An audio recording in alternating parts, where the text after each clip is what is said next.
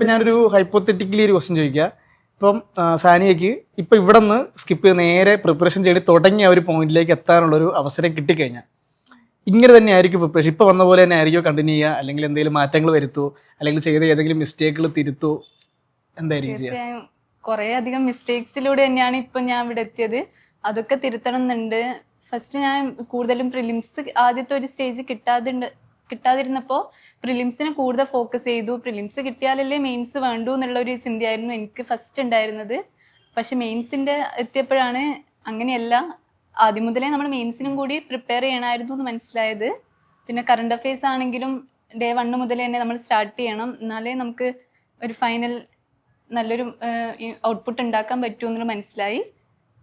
ഇനി അങ്ങനെ ചെയ്യാം, ഇനി എനിക്കൊരു അവസരം കിട്ടുകയാണെങ്കിൽ അങ്ങനെ ചെയ്യാനാണ്.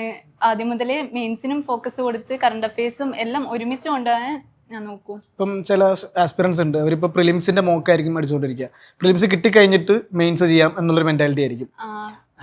പ്രിലിംസിന്റെ റിസൾട്ട് വന്ന ആകെ ഒരു 10 ദിവസം, ഇപ്പൊ ഒരാഴ്ചയൊക്കെ കിട്ടുന്നുള്ളൂ.